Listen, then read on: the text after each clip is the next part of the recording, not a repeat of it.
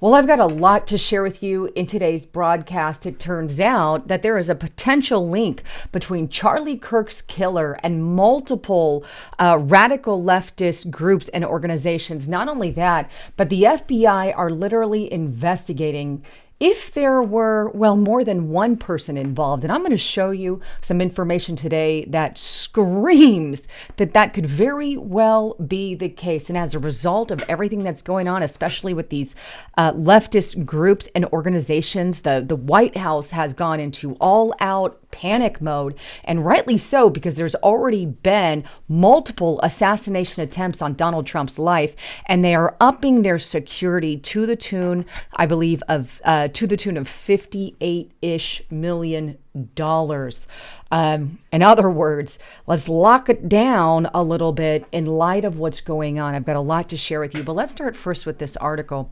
And this is on Zero Hedge. Charlie Kirk assassination suspect lived with transgender partner. And of course, Discord denies use. While the left oscillates between celebrating Charlie Kirk's murder and insisting the suspect, Tyler Robinson, is a conservative, which is laughable. Today, we learn that Robinson was living with a transgender partner who was in the process of transitioning from male to female. Fox News' Brooke Sigmund first reported. We also have this on Daily Mail. FBI tried to hide the trans identity of Charlie Kirk's suspect's lover after his chilling forward response to investigators. The FBI tried keeping the gender identity of the trans partner of Charlie Kirk's alleged killer a secret because he'd been extremely cooperative with authorities. Sources familiar with the case said that Lance Twiggs, which was the partner, right, that's his name, was aghast when confronted by investigators over his lover's alleged assassination plot. He said, "Oh my God, no." Investigators are looking into whether Kirk's alleged killer, Tyler Robinson, was motivated by his belief that the conservative activist's views on transgender people were hateful. So that's the motive they're obviously looking into. Did he go after Charlie Kirk because of his partner there, Lance Twiggs, who was transitioning from male to female in the transition world? So they're obviously looking into that. But either way, I wanted to share that part and not get too much into it because Justice Night covered it yesterday. But while the left are out there screaming he's a conservative, up comes this information about his transgender partner. So, I mean, the left is just insane, to say the least. But that's not all. What's also going on is investigators are widening their probe to see if there's any link between the killer and these radical pro-trans online groups. And there's some pretty intense information on all of that. But before I dive into that, I want to remind you, please make sure you're still subscribed to the channel here. Hit that sub button and make sure you go to the bell and check the bell. Otherwise, YouTube won't notify you. And please also hit that like button. And better yet, get to restrictedrepublic.com. This is our exclusive website I created in light of all the censorship that's going on. Justice Night put out a rather big Bombshell exclusive report today that you're going to want to see. Use the coupon code LISA and the number 5 to get it for $5 per month. But this is a way that you can not only support us, but get that inside scoop that you're not getting. We've got exclusive video content on restrictedrepublic.com. I really hope to see you there. And by the way, you will not regret it. But with that, the FBI and the officials are looking into other groups. As I mentioned, take a look at this. New York Post. Charlie Kirk assassination investigation widens to probe whether pro-trans online groups knew in advance. The feds have widened their investigation into the assassination of Charlie Kirk to probe whether pro-trans online groups and others connected to Tyler Robinson knew in advance about the plan to kill the MAGA influencer, the Post has learned. And I'm going to show you some messages, by the way, that I think the Fed should be looking at. It goes on. Law enforcement sources said that investigators are examining leftist groups both in Utah and online to figure out if they helped him with the shooting, or at least heard it was going to happen. The probe includes groups in online gaming communities such as Steam, as well as a pro-trans organization called Armed Queers SLC, which took down their Instagram page after Charlie Kirk was killed, the sources confirmed. Literally. What do you do if you get the feeling like you're guilty of something? You start taking information off the site. And thank God that investigators noticed this, because this is what this group has done, and they are now getting looked into. Now, regarding that group, I'm going to first touch on the Armed Queers SLC, and then I'm going to get into STEAM there. But here's some more information on the Armed Queers SLC, and this was put out by Seymour Bruner, and he's an author, contributor, and all of that. But he puts this out.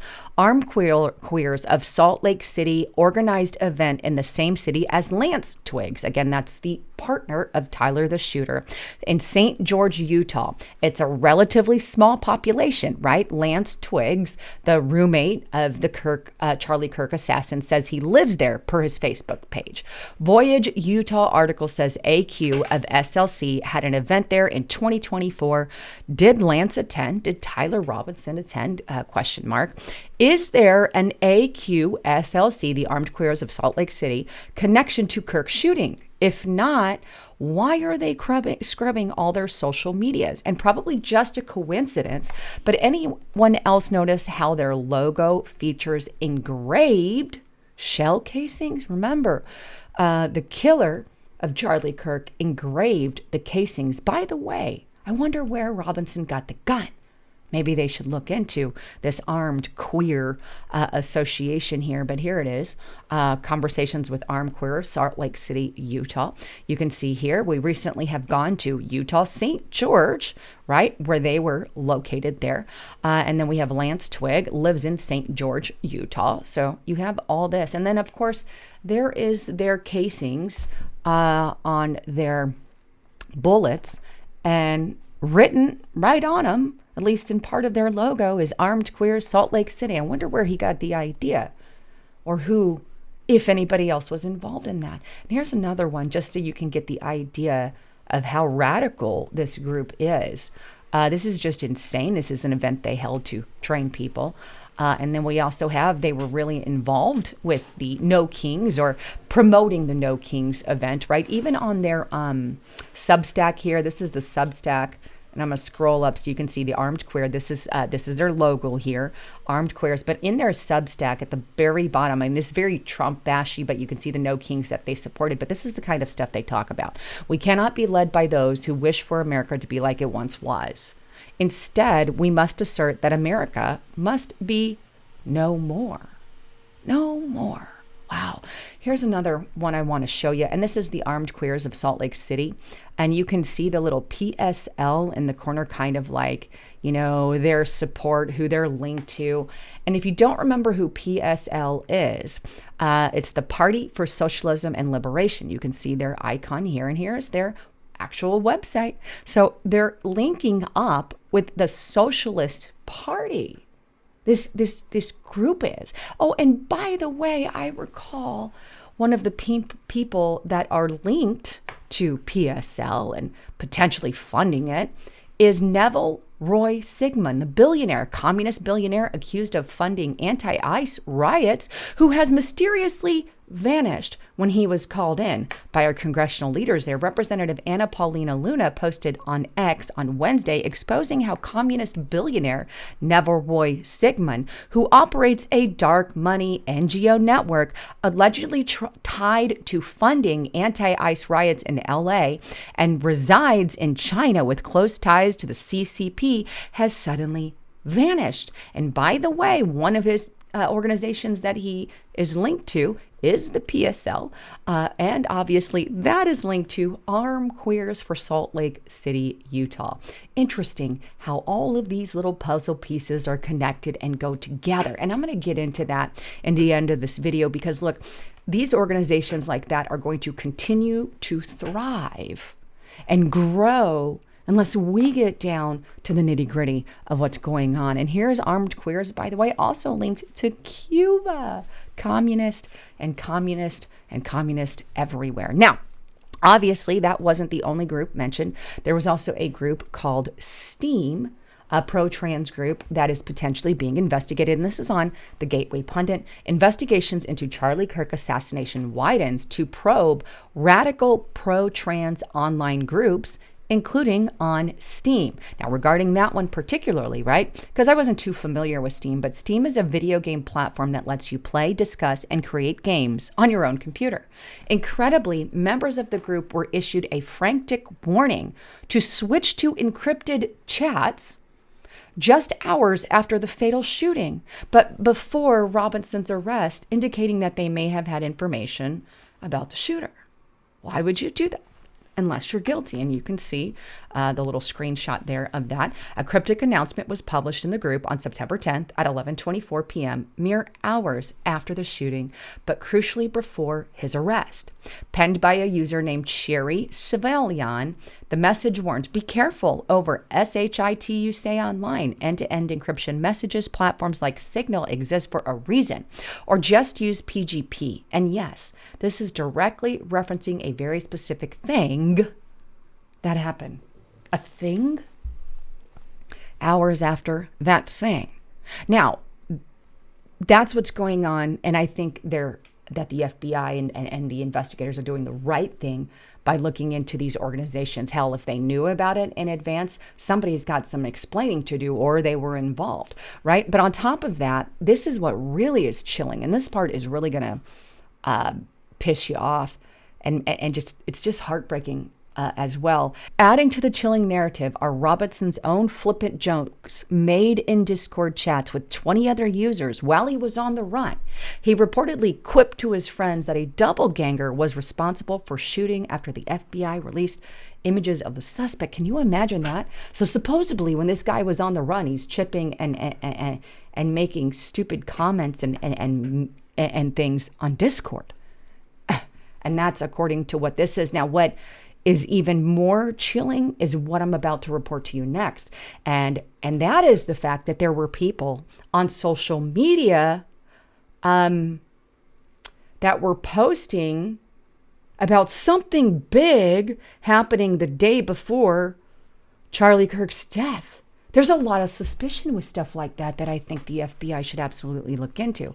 The plot thickens with social media posts from other users that appear to foreshadow the shooting, suggesting Kirk's death was no lone wolf act, but potentially part of a planned operation with radical left-wing groups. This is what I'm leaning on. This is my opinion. I believe that it could have been some kind of Trantifa terror cell involved in this as well. Who knows? But you have to ask why the organization like armed the armed queers, right, have their own logo with casings shown on it, right? You have to question that. But anyway, it goes on.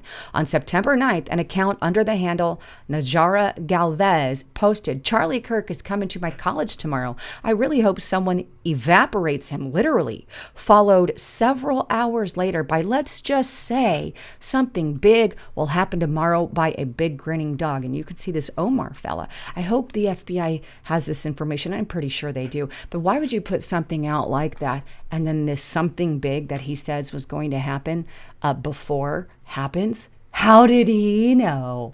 If that's what he's referencing, this is just insane. And then on September 5th, right, a social media user named, I'm not even going to try, tease something big is coming soon and urge followers to watch the news. After the shooting on September 10th, the same account actually gloated, well, that's that. And another chud bites the dust. And you can see here, you guys have something big, just check the news. And then you can see, well, that's that, regarding the comment of what happened after. Gulp, another chud bites the dust. That's sick. And this person needs to be investigated in some way, shape, or form. And unfortunately, that's not the only one, right? Remember the transgender boyfriend of Tyler? Well, one of his friends, right, posted, we effing did it, moments after Charlie's death. Why is there a we? We is somebody needs to look at Sheerbum 75M. And you can see right there, we. At FBI. And then there's also this. 4chan Intel identified a suspect that goes by the name of Sky Valdez. He had a SoundCloud with a track that was uploaded with a track a month ago. Charlie Kirk dead at 31. Deleted the track and changed his location to leave me alone. Lives in Utah. Is somebody investigating that chamoke? I mean, there's a question. Then there's this. Charles James Kirk, Mr. College Dropout, does not know what's coming tomorrow. Be ready. And then there's this one kind of going around. What's going on? This Jackson, it's a bad day to be Charlie Kirk tomorrow, written at the bottom. What does he know about Charlie Kirk tomorrow? Do these people have advanced knowledge? And then there's this, and this is Tony Saruga, and he's giving us this information. I have been told this morning by an FBI analyst reviewing the reams of GPS data, there very well may be dozens of co-conspirators. Now, I don't know the legitimacy of that as of yet. We'll wait and find out what's released by the FBI. But according to GPS data, this could include countries, foreign influence. Who knows? Who knows? But all of that makes you sick to your stomach, I hope. But I want to know how these people, what they knew about Charlie and when they knew it. And why are they posting such things on the internet? What did any of that mean? I think that I'm a little more confident in this FBI. A lot of people there are still against the Trump administration, sadly, within the FBI, but I hope they get answers. But either way, the White House is very concerned about all of this. Obviously, we're talking about now multiple conservatives who have had their lives at stake, and Charlie Kirk is now dead. Honestly, obviously, Donald Trump has also had attempts on his life. So now they're upping the security, form of a lockdown, if you will. Not a lockdown in the sense of locking everything down, but just they're pouring in a lot of money to put amped protection around our leaders. Take a look at this, and rightly so. White House plans security boost on civil terrorism fears as the FBI investigates revolutionary leftist groups in Kirk's assassination. Because if there's entire terror cells against Donald Trump and conservatives, we absolutely have to have some protection there for our congressional leaders. The Trump administration has sounded the alarm on what we've openly described as civil terrorism, revolutionary left-wing political violence following the assassination of TPUSA founder Charlie Kirk. In a sign of urgency, the White House requested an extra $58 million in security funding for the executive and judicial branches, according to Bloomberg, and rightly so. They need to protect the judicial branch. They need to protect the executive branch. And may I say, I don't see Congress on that, but I absolutely think that they should be added to that. And the reason why is the threat landscape has completely exploded.